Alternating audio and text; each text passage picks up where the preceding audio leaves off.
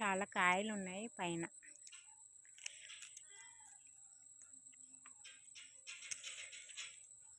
ఈ పండిన తర్వాత పాదంతా లాగేసి అప్పుడు తీసుకుంటాం అన్నమాట ఇవి.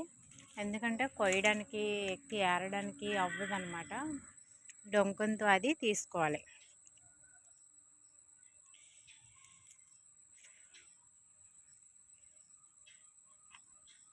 చూడండి, ఇగోండి పిక్కలు అవ్విన. ఇగోండి బొబ్బర్లు.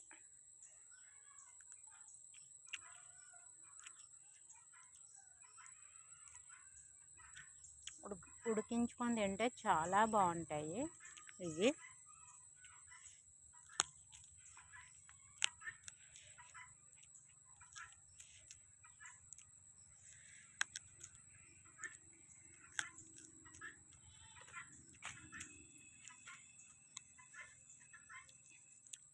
ఇవి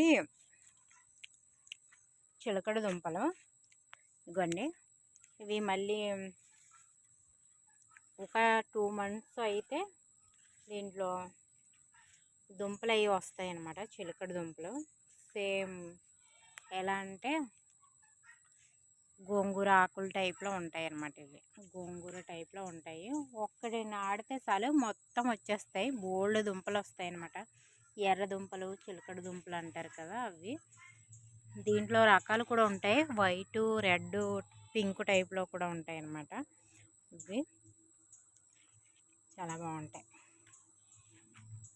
2 months అయితే అప్పుడు వస్తాయి అన్నమాట. చూడండి, ఇది చూపించాను ఒక వీడియోలోనే. ఇది జాబరాలు అన్నమాట.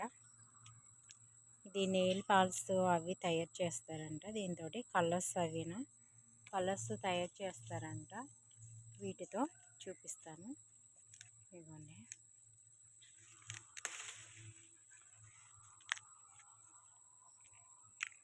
చూసారా?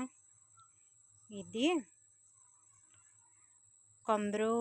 కొన్ని వీడియోల్లో చూసాను నేను. దీంట్లో కుంకుమ కూడా ఇలా పెట్టుకుంటున్నారనమాట.